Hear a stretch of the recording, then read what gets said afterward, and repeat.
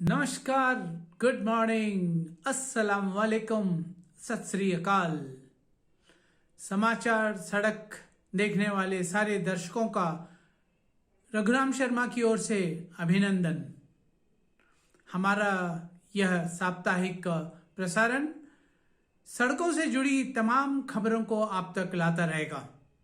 सड़क चाहे शहर के हों, गांव के या फिर हाईवे, सड़क से जुड़े हुए गाड़ियों, सड़क सुरक्षा संबंधी बातों और ढाबों, होटलों, खान पान की जगहों और टूरिस्ट स्पॉटों का हम जिक्र करते रहेंगे। सड़क है तो गाड़ियां हैं तो फिर ड्राइवर भी हैं, और इनमें अधिकांश नंबर ट्रक ड्राइवरों की है। अतः हमारे प्रसारण का एक मुख्य हिस्सा हमारे ड्राइवर भाई भी होंगे। हम उनके खान पान, रहन सहन, वेशभूषा और उनकी जीवन शैली को आपके सामने रखेंगे। उनके हुनर, उनके कौशल और उनके स्वास्थ्य संबंधी बातों को भी हम आगे लाएंगे। यही नहीं, हमारे कार्यक्रम में बीच बीच में मनोरंजन का पिटारा भी होगा। तो यह रहा हमारे साप्ताहिक प्रसारण समाचार सड़क के बारे में। तो अब आइए चलते हैं हमारे आज के इस प्रसारण की ओर। कुछ सालों पहले रमेश जी ने कलकत्ता दार्जिलिंग हाईवे पर सफर किया था। इस दौरान उन्होंने कलकत्ता के सीमावर्ती इलाके दानकुनी में ठहरने का पहले से प्रोग्राम बना रखा था। उसका कारण था अपने ड्राइवर साथी गणेश धोबी से मुलाकात करने का। गणेश धोबी पहले वीआरएल लॉजिस्टिक्स में काम करते थे। अब वे सिर्फ कलकत्ता हल्दिया के बीच अपना ट्रक चलाते हैं। अपने इस रोचक मुलाकात को उन्होंने एक लंबी कहानी के रूप में अंग्रेजी में लिखा। उसी कहानी का मैंने हिंदी में रूपांतरण किया है। क्योंकि यह कहानी लंबी है, हम अपने प्रोग्राम में इसे 4 किश्तों में प्रसारण करेंगे। आज इसका पहला भाग आइए फिर सुनते हैं।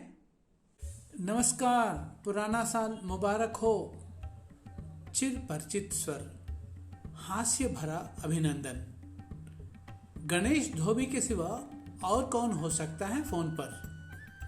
वह जब भी फोन पर बात करता है, इसी अभिनंदन के बाद हमारा वार्तालाप शुरू होता है।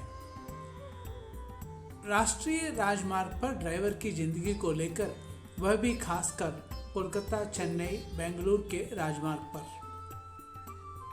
राष्ट्रीय राजमार्ग 5 एक सुंदर 4 लेन वाला मार्ग है जो पश्चिम बंगाल, ओडिशा, आंध्रा और तमिलनाडु को जोड़ता है।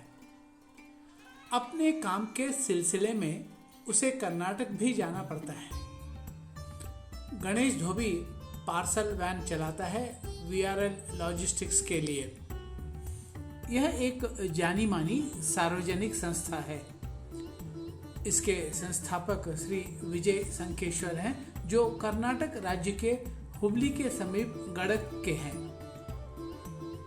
इस संस्था के पास तकरीबन 4000 से भी अधिक गाड़ियां हैं। गणेश और मैं करीब 2 साल से एक दूसरे के संपर्क में हैं, परंतु आज तक हमारी मुलाकात नहीं हुई है।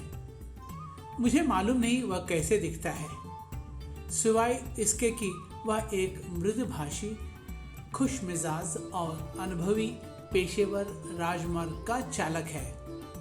हाँ, बहुत बातूनी है। सिगरेट, तंबाकू और शराब से दूर सिर्फ चाय पर चलता है यह प्राणी। परंपरागत भारतीय राजमार्ग के ड्राइवरों से अलग हटकर है। हर एक टेलीफोन कॉल की बातचीत कभी भी आधे घंटे से कम की नहीं रही। जिसके दौरान वह राजमार्ग संबंधी और वाणिज्य वाहन के भारतीय परिवेश को लेकर अपना ज्ञान बटोरता है। हमारा आपसी संबंध इस दौरान एक गुरु शिष्य की भांति ही रहा। मैं एक अनुशासित शिष्य और वह गुरु। सुकरात की भांति मैं प्रश्न पूछता था और वह तुरंत उसका जवाब देता था। ज्ञान का आधार गूगल एक्सेल शीट न होकर सिर्फ अनुभव का निचोड़ था। IIM या IIT में भी इस तरह की शिक्षा नहीं मिलती है। मैं इन शिक्षण संस्थाओं को कम नहीं आंक रहा हूँ, बल्कि मुझे पूर्ण विश्वास है कि अनुभव से अधिक और कोई शिक्षा नहीं हो सकती है। इस मामले में गणेश मेरा प्राध्यापक है, लेकिन ऐसा नहीं कि मैं कभी गूगल नहीं करता और जानकारी नहीं बटोरता। वह तो दिन में 100 बार करता हूँ। जब कभी भी वह तमिलनाडु के किसी भी हिस्से में पहुंचता है तो जरूर एक बार मुझे फोन कर यह बतलाने से नहीं झिझकता है कि वह मेरे प्रदेश में है। हालांकि मैंने कई एक बार उसे समझाने की कोशिश की है कि अपना कहलाने वाले प्रदेश को छोड़कर मुझे 4 दशक से भी ऊपर हो गए हैं और अब कभी कभार वहां जाता हूं। पर क्या करूं?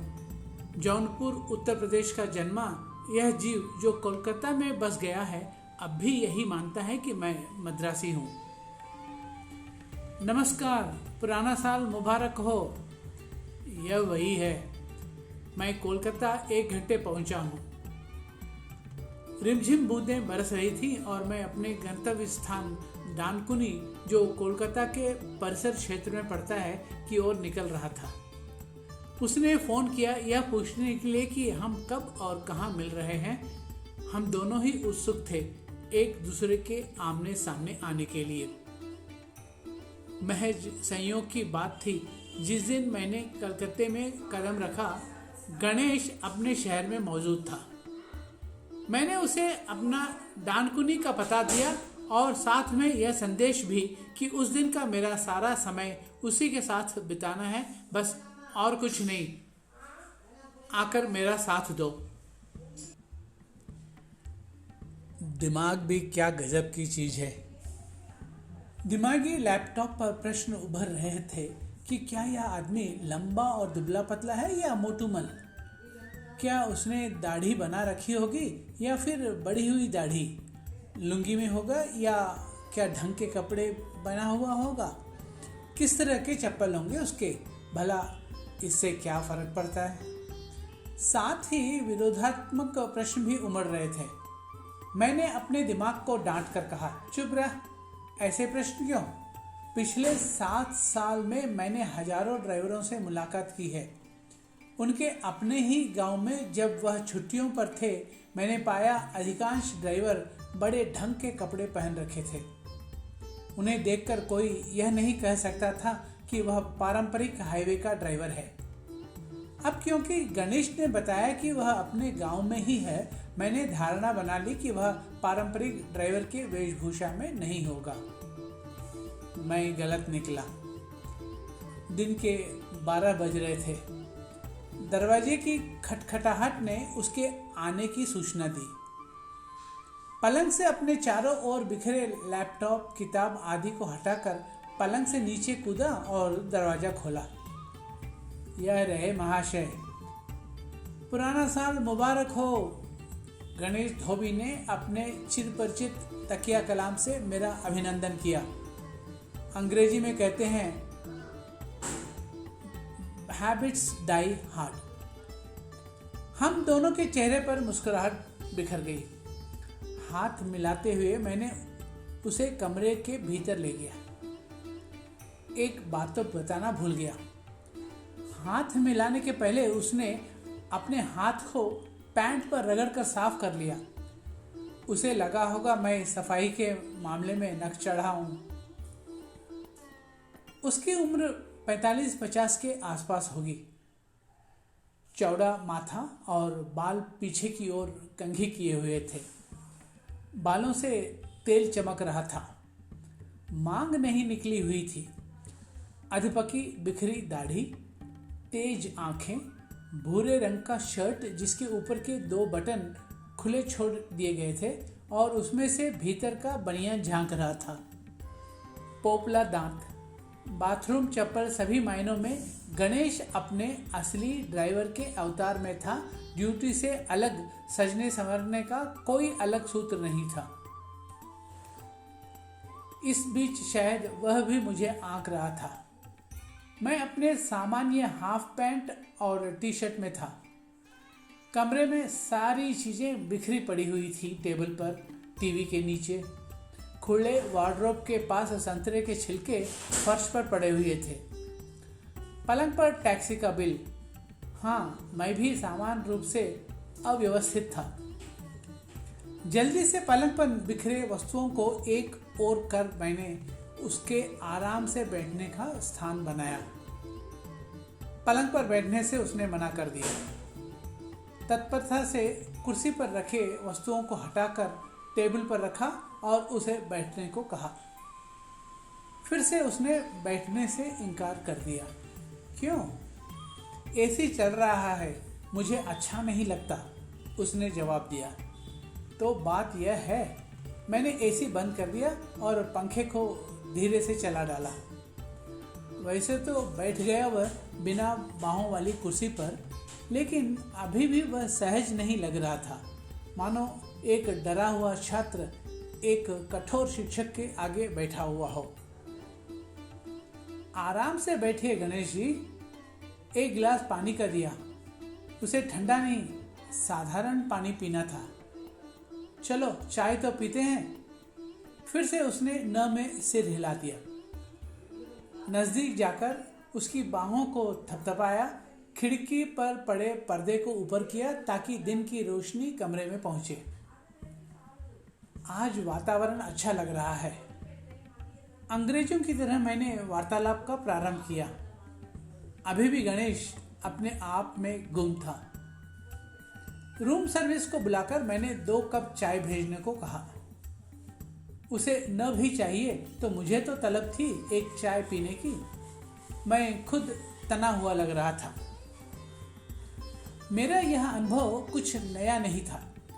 अक्सर ड्राइवर दूसरों को संदिग्ध दृष्टि से पहले देखते हैं। उनकी बर्फीली दृष्टि आपको ऐसा भेदेगी कि आप जख्मी हो सकते हैं, मनोवैज्ञानिक रूप से। कौन है ये शिक्षित लोग? उन्हें हमसे क्यों और क्या चाहिए? पिछले कुछ वर्षों में कहीं कहीं पर मुझे सीधे डांट भी खानी पड़ी थी। दोस्तों, यह था हमारा आज का कार्यक्रम। आपको कैसा लगा? हर बार की तरह आप हमें व्हाट्सएप मैसेज करके या फिर वॉइस मैसेज द्वारा अपने विचार, अपने सुझावों को हम तक पहुंचाएं। आपको हमारा नंबर याद है ना? फिर से दोहराता हूं, हमारा नंबर है 9715441181 9711544181। तब तक के लिए रघुराम शर्मा को आज्ञा दीजिए। फिर मिलेंगे अगले रविवार को। नमस्कार। जय हिंद, जय भारत, जय ड्राइवर।